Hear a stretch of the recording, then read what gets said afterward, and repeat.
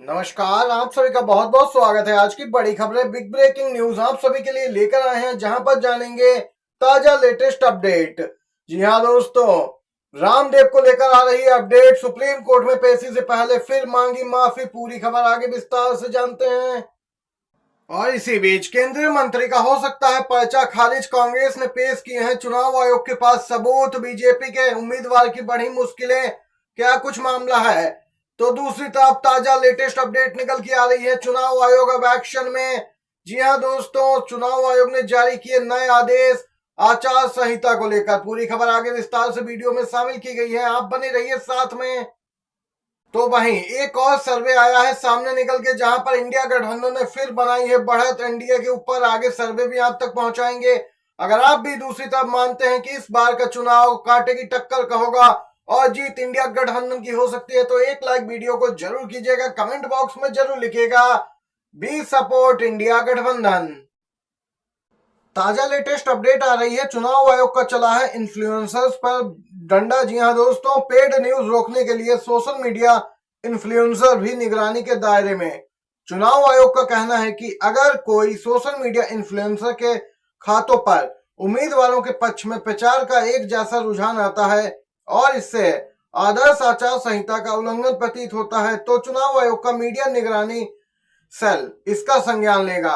स्पष्ट है, social media पर दोस्तों इस समय काफी यूजर्स एक्टिव रहते हैं और उम्मीदवार अपना चुनाव प्रचार कराने के लिए कई यूट्यूब चैनलों से या फिर इंस्टाग्राम पर वीडियो बनाने वाले व्यक्तियों से संपर्क कर सकते हैं। और अगर उनके खातों में एक जैसा रुझान आता है या ज्यादा हलचल दिखती है, तो इसे आदर्श आचार संहिता का उल्लंघन मान के चुनाव आयोग कार्रवाई करेगा।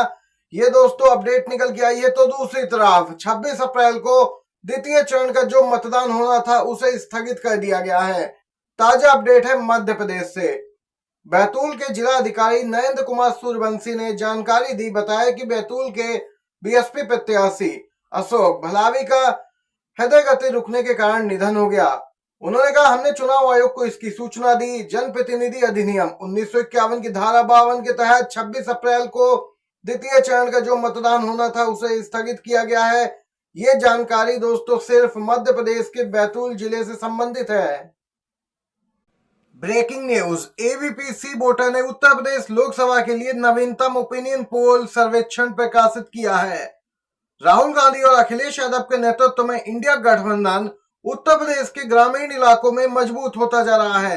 पिछले एक हफ्ते में इसमें 4% की भारी बढ़ोतरी देखने को मिली है। इस वोट शेयर का काफी अहम रोल रहने वाला है, क्योंकि उत्तर प्रदेश के ग्रामीण इलाके ही असली निर्णायक यहाँ पे दोस्तों बाजी पलट देते हैं। वोट शेयर की बात करें तो फिलहाल बीजेपी आगे है 52% के साथ। इंडिया गठबंधन 40% वोट शेयर यूपी में हो सकता है और बीएसपी 6%। इस सर्वेक्षण से पता चलता है कि कांग्रेस के घोषणा पत्र, विपक्षी नेताओं के खिलाफ ईडी के छापे और चुनावी बॉन्ड मुद्दे ने भाजपा को बहुत ही कमजोर कर दिया है। स्पष्ट है, 40% वोट बैंक के साथ यहाँ पे इंडिया गठबंधन उत्तर प्रदेश में कम से कम 25 सीटें तो जीत ही सकता है। पिछले सप्ताह जो सर्वेक्षण जारी हुआ था उसमें ये वोट प्रतिशत 36% था, लेकिन 4% की बढ़ोतरी काफी अहम मानी जा रही है। और जैसे जैसे प्रचार तेज होता जा रहा है, चुनाव की तारीख नजदीक आ रही है प्रथम चरण के, उससे तो यह बिल्कुल स्पष्ट है इस वोट प्रतिशत में और भी बढ़ोतरी देखने को मिलेगी। रामदेव की मुश्किलें कम होने का नाम नहीं ले रही हैं। सुप्रीम कोर्ट पहले ही कह चुका है कि अवमानना की कार्रवाई होगी, जिसके चलते पतंजलि रामदेव की मुश्किलें बढ़ चुकी हैं। एक बार फिर से रामदेव ने सुप्रीम कोर्ट में पेशी से पहले फिर मांगी है माफी। आपको बता दें, अपने उत्पादों को लेकर भ्रमित प्रचार को लेकर सुप्रीम कोर्ट ने कड़ी फटकार लगाई थी पतंजलि को।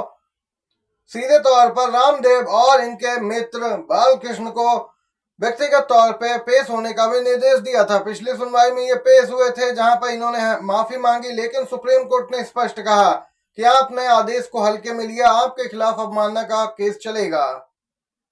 सुप्रीम कोर्ट में दाखिल 2 अलग अलग हलफनामों में रामदेव और बालकृष्ण ने सुप्रीम कोर्ट के पिछले साल 21 नवंबर के आदेश में दर्ज बयान के उल्लंघन के लिए बिना शर्त माफी मांगी।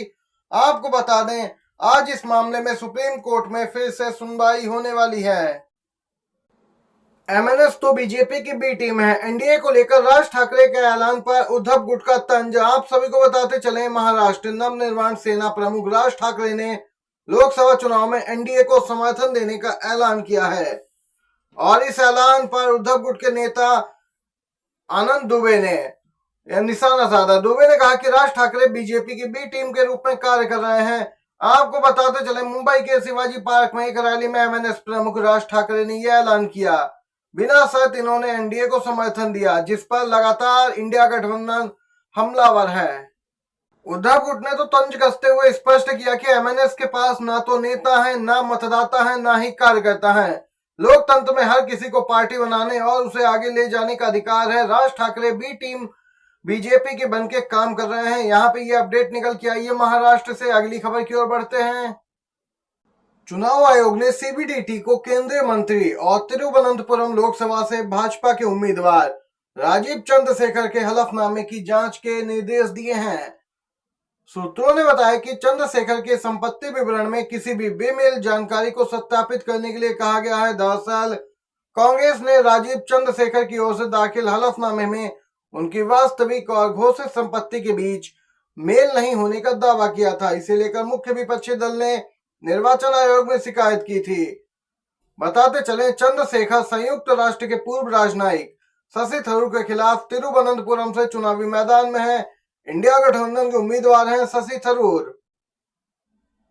लोक प्रतिनिधित्व अधिनियम के तहत जो कानून है, नामांकन पत्र या हलफनामे में कोई भी जानकारी छुपाने पर 6 महीने तक की कैद या जुर्माना दोनों हो सकते हैं। ऐसे में यह देखना होगा सीबीडीटी की जांच में चंद्रशेखर के खिलाफ क्या निकलकर सामने आता है। इन्होंने 28 करोड़ से अधिक की संपत्ति घोषित की है। कांग्रेस का कहना है इनके पास और भी संपत्ति है जो इन्होंने घोषणा पत्र में अपने नहीं दी है। ये अपडेट निकल के आई है। केंद्रीय मंत्री का यहाँ पे पर्चा खारिज हो सकता है, कार्रवाई हो सकती है। लोकसभा चुनाव से पहले बीजेपी को एक और झटका हरियाणा में लगा है। पूर्व केंद्रीय मंत्री और बीजेपी नेता चौधरी बीरेंद्र सिंह कांग्रेस में शामिल हो गए। लोकसभा चुनाव से पहले बीजेपी की मुश्किलें तो बढ़ती जा रही हैं और कांग्रेस के वही नेता जो कुछ समय पहले कांग्रेस छोड़ के बीजेपी में गए थे, अब घर वापसी कर रहे हैं।